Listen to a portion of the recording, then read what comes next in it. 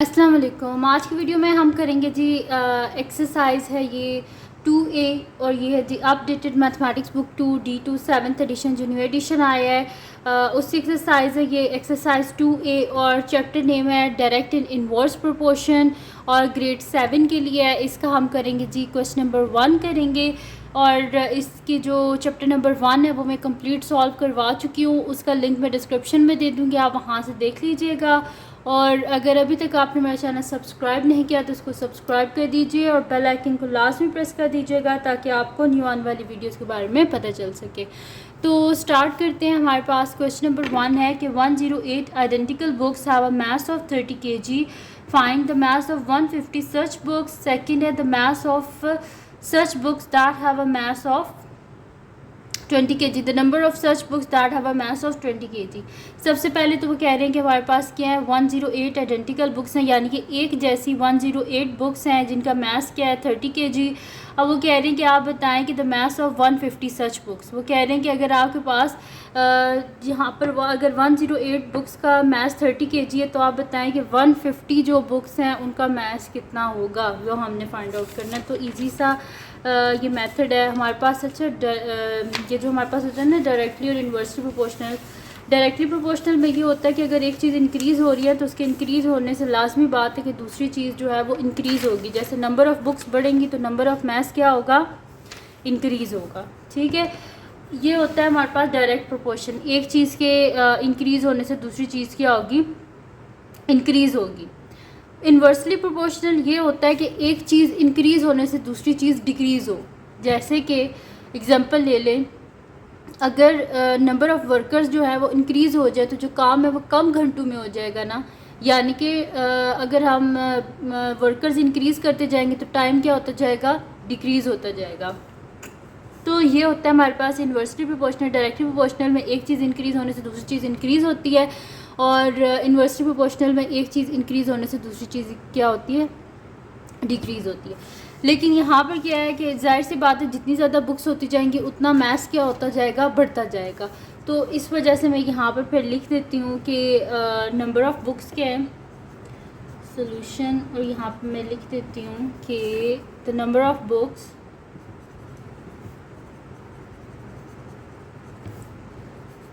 the number of books is directly proportional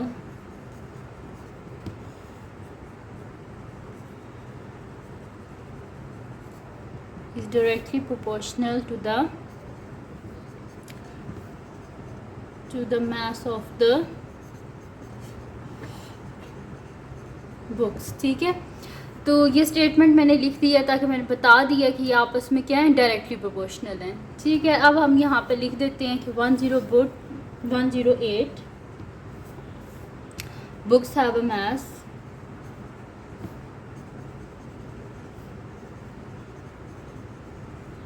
देखिए 108 identical books have a mass of 30 kg। तो 108 books have a mass of 30 kg। तो अगर हम एक book का वो मास निकालें तो हमारे पास क्या हो जाएगा, 1 book has a mass is equals to 30 divided by 108।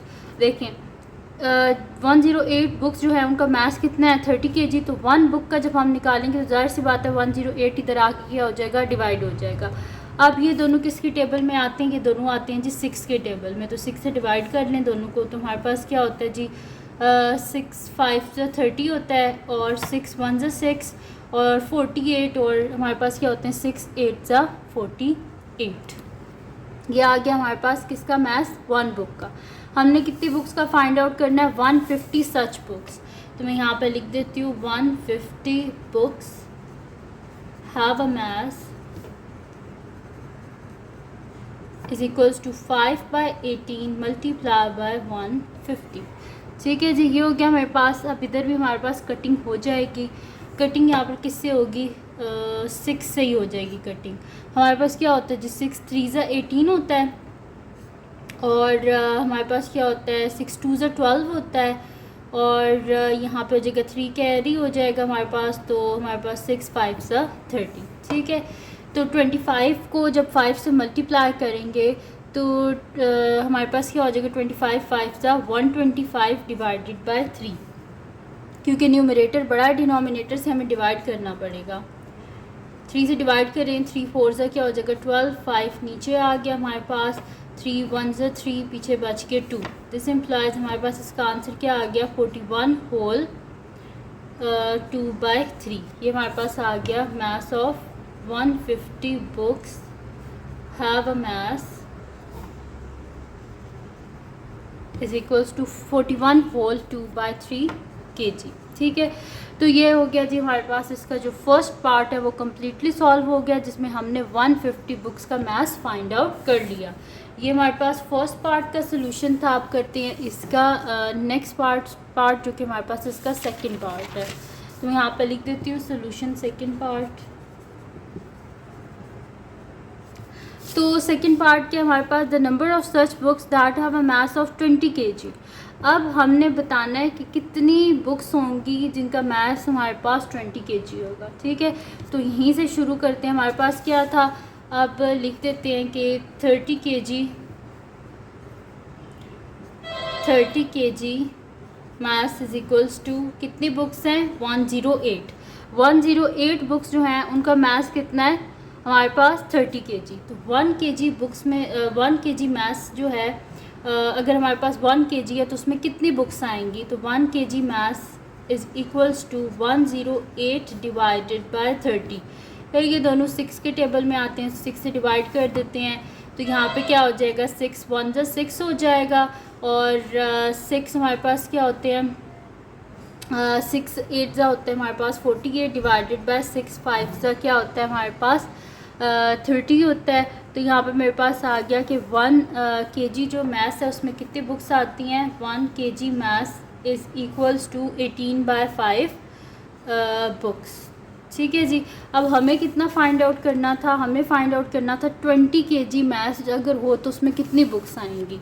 तो 20 kg maths is equals to 18/5 multiply by 20। ठीक है, तो क्या होता है हमारे पास 5 4 ज़ा 20, तो 18 को हम कर लेते हैं 4 से मल्टीप्लाई। 18 को 4 से मल्टीप्लाई करेंगे तो हमारे पास क्या हो जाएगा 8 4 ज़ा क्या होता है 32, 2 3 कैरी, 4 1 ज़ा 4 5 6 7 72 बुक्स, यानी कि 20 kg maths is equals to हमारे पास कितना आ गया 72 बुक्स। यानी कि अगर 72 बुक्स हैं तो उनका मैथ्स कितना होगा 20 kg।